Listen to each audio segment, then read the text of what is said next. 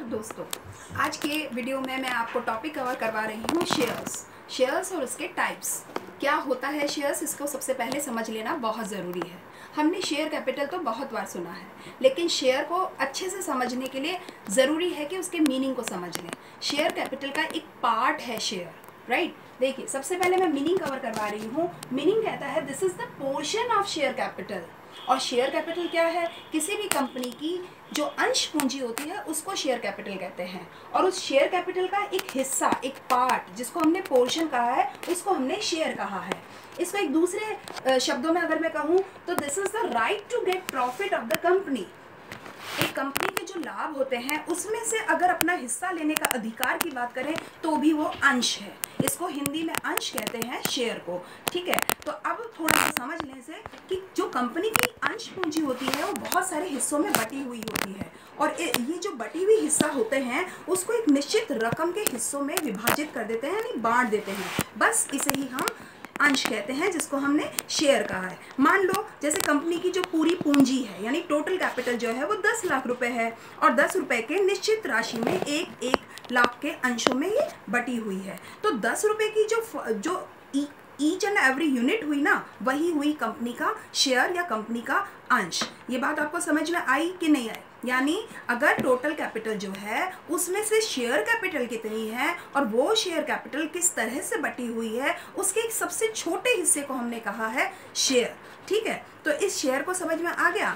अब आगे की बात करते हैं, थोड़ा सा और समझ लें कि शेयर एक राइट भी है। देखिए मैं क्या बात कह रही हूँ, ये आपने शायद नहीं ध्यान दिया होगा पहले, कि शेयर एक राइट भी होता है, और ये राइट होता है उस कंपनी के प्रॉफिट में से अपना हिस्सा लेने का, ठीक है। तो जब तक कंपनी जिंदा है, यानी कंपनी का जन्म हुआ है, उसके बाद से जब तक कंपनी बिजनेस कर रही है और वो एग्जिस्ट करती है, अस्तित्व में है, बस तब तक उसमें जितने भी प्रॉफिट अर्न हो रहे हैं, यानी एक्वायर्ड प्रॉफिट जितना भी होगा ना, उसमें से जो अपना हिस्सा लेने का अधिकार होगा वही अंश है, यानी वही शेयर है। तो इसका मतलब ये हुआ, अगर कंपनी जिंदा है और अस्तित्व में है तब तक तो प्रॉफिट में से, और अगर कंपनी वाइंड अप हो रही है, देखो फिर से मैं रिमाइंड करवा रही हूँ, मैं वाइंड अप वर्ड बोल रही हूँ, ना कि मरना।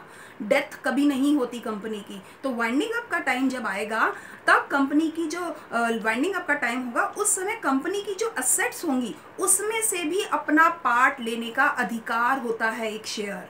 दो बातें मैंने बोल दी। शेयर क्या है? शेयर कैपिटल का एक छोटा सा भाग है, यानी पार्ट है। दूसरी बात बोली, duration of the lifetime of company. If the company is earning the profit, the share is a right to get the profit portion, right? And when the time is of winding up of company, then it is the right of acquire the assets of the company. ये तीन चीज़ें मैंने आपको बताई, समझ में आ गई होंगी। इससे आगे जरा आगे बात करते हैं। तो ये जो होता है, जो शेयर होता है, शेयर एक शेयर होल्डर के इंटरेस्ट का भी रिप्रेजेंटेटिव होता है। ध्यान दीजिएगा मैंने क्या लिखा है, represents the share holders interest. तो यानी कि एक शेयर कैपिटल में एक शेयर होल्डर का कितना हिस्सा है। मान लो 10 रुपए के एक व्यक्ति ने 1000 शेयर्स लिए, ठीक है, तो 10,000 के रकम तक उसका उसमें इंटरेस्ट है।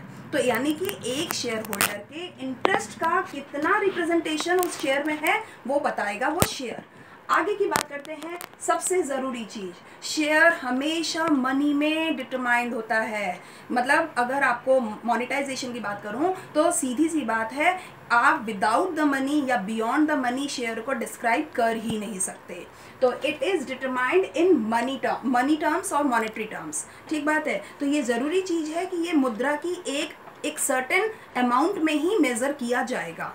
और इसकी खास बात ये हो गई कि ये अंशधारी के हित का प्रतिनिधित्व भी करेगा, साथ के साथ इसके दायित्वों को, यानी इसके रिस्पॉन्सिबिलिटीज़ को भी बताएगा और इसके राइट्स को भी बताएगा। आप आगे जाके टॉपिक पढ़ोगे शेयर होल्डर के क्या राइट होते हैं, क्या रिस्पॉन्सिबिलिटीज होते हैं, तो वो शेयर होल्डर के जो राइट्स और रिस्पॉन्सिबिलिटी होते हैं ना, वो यहीं शेयर से ही डिटरमाइन होने लग जाते हैं। यानी एक शेयर बताता है कि एक अंशधारी के क्या तो अधिकार हैं और क्या उसके दायित्व रहेंगे। और इस चीज़ को डिटरमाइन करने के लिए, यानी उसको फिक्स करने के लिए जो निश्चित धनराशि होगी, यानी फिक्स्ड मॉनेटरी टर्म्स होंगे, वही शेयर है। तो ये तो बच्चों मैंने बता दिया, आपको एक मीनिंग बता दिया, और अगर डेफिनेशन आती है तो वो उसमें भी बता दिया। देखो एक चीज़ ध्यान रखना, शेयर का अगर कभी भी क्वेश्चन आता है तो डेफिनेशन में आप कम से कम 2 डेफिनेशन जरूर लिखेंगे, और वो डेफिनेशन एक तो होगी हमारे एक्ट की और एक होगी हमारी डेफिनेशन आपके किसी जज की, और तीसरी चीज़ जो जरूरी चीज़ है कंक्लूडिंग डेफिनेशन। तो अगर मैं बात कहूँ कि जज की, तो जज की डेफिनेशन में मेरे हिसाब से मेरा सोचना है एक फॉरवेल की डेफिनेशन है, जज फॉरवेल हैं, उन्होंने बहुत अच्छा इसके बारे में डिफाइन किया, आपकी बुक्स में ज़रूर मिल जाएगी, आप उसे पढ़ लेना। उसी के ये पोर्शन मैंने बना दिए थे, इस डेफिनेशन के क्या मेन पॉइंट्स थे, ये फॉरवेल की डेफिनेशन के ही पॉइंट्स हैं, ठीक है। और एक डेफिनेशन आप लिखोगे सेक्शन की, यानी जो एक्ट में दी हुई होगी। तो जो सेक्शन 2 है उसका सब क्लॉज है 46, वो हमें ये कहता है कि शेयर क्या है, share in the share capital of company and it includes the stock except where a distinction between stock and share is expressed or implied। यानी शेयर कैपिटल का वो हिस्सा है जिसको हम एक्सप्रेस करते हैं या फिर वो उसमें इम्प्लाइड होता है। तो इसका मतलब share is a fractional part और a unit of capital of a company. ये खास बात है, एक फ्रैक्शनल पार्ट है, जिसको मैं पोर्शन कह रही हूँ उसी को मैंने कह दिया एक फ्रैक्शनल पार्ट है, किसका, शेयर कैपिटल का। ये बात आपको ध्यान रखनी चाहिए। तो ये तो मैंने बात करी डेफिनेशन की, 2 डेफिनेशन मैंने बताई, एक तो सेक्शन के हिसाब से बताई जो कि सेक्शन 2 सब क्लॉज 46 में बताई हुई है, और एक मैंने जज फॉरवेल की बताई है। अब तीसरी चीज़ कह रही हूँ, जब भी आप डेफिनेशन लिखते हो ना, इन कंक्लूडिंग डेफिनेशन जरूर लिखो, ठीक है। आप इसे इन अदर वर्ड्स करके या समराइज डेफिनेशन या कुछ भी आप जैसा कहना चाहते हो वैसा लिख दो, दूसरे शब्दों में या मेरे हिसाब से या अन्य शब्दों में, ऐसा कहा जा सकता है। लेकिन मैं ये सोचती हूँ कि आपकी डेफिनेशन तभी कंप्लीट होती है जब आप एक 2 एक्सपर्ट डेफिनेशन देने के बाद उसको आप अपने अदर वर्ड्स में भी लिख के आते हो। अब आगे बढ़ते हैं, थोड़ा सा मामला है फीचर्स का। शेयर्स के फीचर्स क्या हैं? देखो जब भी शेयर का ओरिएंटेड क्वेश्चन आए उसके फीचर्स तक जरूर जाना, जिसको अपन सैलेंट फीचर्स भी कहते हैं या कैरेक्टरिस्टिक्स भी कहते हैं या विशेषताएं भी कहते हैं। तो अगर शेयर की अगर मैं कैरेक्टरिस्टिक्स की बात करती हूँ तो मैं बहुत फटाफट आपको बताने चाहती हूँ, कुछ मैंने लिख भी दिए हैं। जैसे फर्स्ट है मूवेबल असेट्स है, ये एक पार्ट ऑफ शेयर कैपिटल है, ये इट इज़ अ ट्रांसफरेबल, यानी ये एक व्यक्ति से दूसरे व्यक्ति तक जा सकती है। शेयर के अगेंस्ट में हमेशा एक शेयर सर्टिफिकेट एक शेयर होल्डर को दिया जाता है, ताकि कि ये क्लियर हो कि इसका ओनर कौन है और प्रॉफिट में हिस्सा लेने का अधिकारी भी कौन है। तो it means share has a share certificate, ठीक है। Next one is share always registered, ये खास बात है, इसका हमेशा रजिस्ट्रेशन हुआ होगा। अब ये कहता है एक शेयर जरूरी नहीं है दूसरे व्यक्ति के शेयर के साथ में मैच होगा, यानी एक शेयर के ऊपर डिफरेंट राइट्स और रिस्पॉन्सिबिलिटीज हो सकती हैं और दूसरे शेयर के ऊपर दूसरी तरह की, क्योंकि टाइप्स ऑफ शेयर पे डिपेंड करेगा कि किस तरह की राइट्स और रिस्पॉन्सिबिलिटीज होंगी। तो अगर फीचर्स की बात करूं तो it has a different rights and responsibilities, ठीक है। और मैं बात बताऊं, नॉट नेगोशिएबल इंस्ट्रूमेंट, ये खास बात है। देखिए मैंने अभी ये कहा था कि ये ट्रांसफरेबल है, यानी इसको एक जगह एक व्यक्ति से दूसरे व्यक्ति तक दिया जा सकता है, जैसे कि हम बिल वगैरह में करते हैं, वो वही चीज़ है। लेकिन मुद्दा ये है, बिल तो जो हमारा चेक होता है, चेक तो हमारा नेगोशिएबल इंस्ट्रूमेंट है, लेकिन ये नेगोशिएबल इंस्ट्रूमेंट नहीं है। Although it is a transferable instrument but it is not a negotiable instrument. ये आपको थोड़ा सा ध्यान रखना चाहिए, और ना केवल ध्यान रखना चाहिए बल्कि मेंशन भी करना चाहिए अपने आंसर में। अब मैं आगे बढ़ती हूँ, काइंड्स की बात करते हैं। शेयर्स कितने तरीके के होते हैं? शेयर्स होते हैं 2, मेजरली 2 तरह के होते हैं, एक है इक्विटी शेयर और एक है प्रेफरेंस शेयर। हिंदी में अगर बात करें तो समता अंश भी कहते हैं इसको, और इसको कहते हैं हम पूर्वाधिकार अंश, ठीक है। अब थोड़ा सा फास्ट कर रही हूँ। इक्विटी शेयर्स जो होते हैं वो 2 तरह के होते हैं। अब इक्विटी शेयर्स जो 2 तरह के होते हैं उसमें पहला जो टाइप है विद वोटिंग राइट्स और दूसरा कहता है विद डिफरेंशियल राइट्स, यानी वोटिंग राइट्स के अलावा के कोई दूसरे राइट्स होंगे उसमें, है ना। तो जो वोटिंग राइट्स होंगे वो आपको समझ में आना चाहिए कि समता इक्विटी शेयर के साथ में मैंने आपको टाइप्स बता रही हूँ, और इक्विटी शेयर में आपको मैं बता दूँ, इक्विटी शेयर वो होंगे जो प्रेफरेंस शेयर्स नहीं होंगे। ये थोड़ा सा ध्यान रखने की बात है। आप सोचोगे कि क्या कंफ्यूजन है ये कि इक्विटी शेयर वो है जो प्रेफरेंस शेयर्स नहीं है। हाँ, प्रेफरेंस शेयर्स जो भी नहीं है वो सारे इक्विटी शेयर्स हैं, बिल्कुल ठीक है। आगे बात करते हैं, और इसमें खास बात ये है, इक्विटी शेयर के जो मैंने तो आपको 2 टाइप्स बताए हैं, उसमें पहला टाइप आपको मैंने बता दिया था विद वोटिंग राइट्स। तो विद वोटिंग राइट्स जो होता है ना, वो उसमें एक शेयर होल्डर को वोट करने का अधिकार मिल जाता है, यानी मत देने का अधिकार मिल जाता है। जब सभाएं चल रही होती हैं और कोई रेजोल्यूशन पास हो रहा होता है तो उसके ऊपर उसे वोट करने का अधिकार मिलता है। तो इसका मतलब क्या प्रेफरेंस शेयर होल्डर्स को नहीं मिलता? देखो उसकी अलग कंडीशंस हैं, उनकी कुछ शर्तें होती हैं, तब कहीं उनको मिल सकता है ये अधिकार और नहीं भी मिल सकता है। लेकिन इक्विटी शेयर्स होल्डर्स में अगर वोटिंग राइट्स वाले इक्विटी शेयर्स हैं तो उनको ये राइट होता है कि वो अपने वोट का इस्तेमाल कर सकते हैं। दूसरा होता है डिफरेंशियल राइट्स, और डिफरेंशियल राइट्स में ये कहता है अगर कंपनी अपने लाभांश का वितरण कर रही होती है पिछले 3 सालों से तो फिर ये अपने नॉन वोटिंग राइट्स को इस्तेमाल करते हैं। ये खास बात है कि ये जो डिफरेंशियल राइट्स है उसमें नॉन वोटिंग राइट्स कहते हैं। वैसे ज़रूरी नहीं है कि डिफरेंशियल राइट्स में नॉन वोटिंग राइट्स होंगे, लेकिन अगर कंपनी ने पिछले 3 सालों से अपने जो डिविडेंड्स हैं उनका डिस्ट्रीब्यूशन नहीं किया होगा तो फिर वो अपने वोटिंग राइट्स का इस्तेमाल कर सकते हैं। ठीक है, और एक खास बात ये होती है कि इसमें जो राइट्स होते हैं, ये डिफरेंशियल राइट्स वाले जो इक्विटी शेयर्स होते हैं उनको शेयर्स में कन्वर्जन का अधिकार नहीं मिलता है। ये थोड़ा सा समझ में आ जाना चाहिए आपको कि जो डिफरेंशियल राइट्स वाले इक्विटी शेयर्स हैं उनको कन्वर्जन का राइट्स नहीं मिलता है। अब बात करते हैं प्रेफरेंस शेयर होल्डर्स की।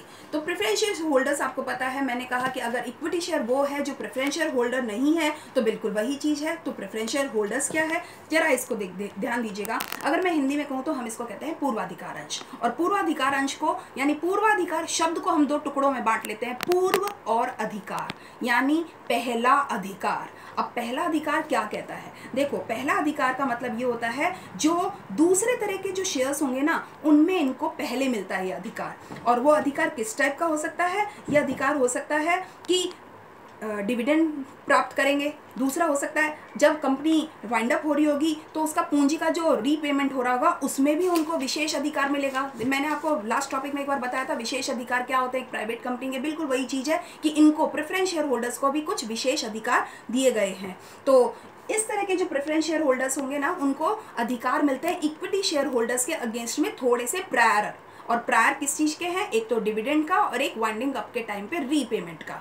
ठीक है, अब इसकी अगर मैं कोई बात करूं कि कितने तरीके के ये प्रेफरेंस शेयर होल्डर्स होते हैं या प्रेफरेंस शेयर्स होते हैं तो बहुत सारी तरीके के होते हैं। देखो अगर मैं फर्स्ट बात करूं cumulative preference shares. Cumulative preference क्या होते हैं? देखो मान लो कि किसी कंपनी ने किसी एक साल प्रॉफिट अर्न नहीं किया और वो इस पोजीशन में नहीं है कि वो अपने शेयर होल्डर्स को अपना प्रॉफिट डिस्ट्रीब्यूट कर सके। ऐसा हो सकता है, कभी कभी बिजनेस नहीं अच्छा चला। तो अगर ऐसा होता है तो फिर जब भी भविष्य में कंपनी लाभ की घोषणा करेगी तो अन्य जो अंश होंगे उन पर वो डिविडेंड बांटे उससे पहले इन्हें प्रेफरेंस शेयर होल्डर्स को देना पड़ेगा। वो सारे लाभांश देने पड़ेंगे जो उनके जमा हो गए हैं, यानी जो पहले बांटे नहीं गए हैं। यानी अगर उन्होंने किसी साल भुगतान नहीं किया अपने डिविडेंड का तो ये जो बकाया है यानी ये जो नॉट अर्नड है इसको उन्हें अधिकार हो जाता है इसको प्राप्त करने का। किनको? क्यूमुलेटिव प्रेफरेंस शेयर होल्डर्स को। यानी ये संचय हो गए, इकट्ठे हो गए और इकट्ठा होने के बाद में इनको मिल जाएगा। अब दूसरी बात करते हैं non cumulative preference share holders होते हैं। इसमें क्या होता है, अगर किसी साल एक कंपनी ने अपने प्रॉफिट डिस्ट्रीब्यूट नहीं किए तो अगले साल इन्हें पिछले साल का डिविडेंड नहीं मिलता, यानी असंचयी, नॉन क्यूमुलेटिव। ठीक है, तो असंचयी में आपको समझ में आ गया कि लाभ प्राप्त करने का उन्हें अगले साल अधिकार नहीं मिलेगा। थर्ड पे आती हूँ मैं, एक होता है पार्टिसिपेटिव प्रेफरेंस शेयर होल्डर्स, यानी भागयुक्त। भागयुक्त का मतलब है अगर एक कंपनी ने अपने डिविडेंड्स को बांट दिया, सब में प्रेफरेंस शेयर होल्डर्स को भी बांट दिया, इक्विटी शेयर होल्डर्स को भी बांट दिया। अब क्या कहते हैं कि कुछ प्रॉफिट अभी भी बच गया। अब इस प्रॉफिट को वो कंपनी नहीं चाहती कि वो अपने असेट्स में शामिल करे, वो चाहती है कि इसे बांट ही दे। तो इसमें हिस्सा लेने का अधिकार उन शेयर होल्डर्स को मिलेगा जो पार्टिसिपेटिंग प्रेफरेंस शेयर होल्डर्स होंगे। देखो इसे समझ लेना मैं क्या कह रही हूँ। इसको हिंदी में बोलते हैं भागयुक्त पूर्वाधिकार अंश। और इसका ये मतलब होता है कि एक कंपनी में अगर कोई डिविडेंड बटा नहीं है, बच गया है, उसमें अगर बांटने के लिए किसको दिया जाएगा और किसको नहीं दिया जाएगा तो उन्हीं प्रेफरेंस शेयर होल्डर्स को इस बचे हुए डिविडेंड में से पार्ट मिलेगा जो पार्टिसिपेटिंग प्रेफरेंस शेयर होल्डर्स थे। ठीक है। अब दूसरा है, इसका ठीक उल्टा ले लो, नॉन पार्टिसिपेटिंग, यानी अगर बचा हुआ डिविडेंड है तो उसमें पार्ट लेने का किसको अधिकार नहीं है, non participating preference share holders को।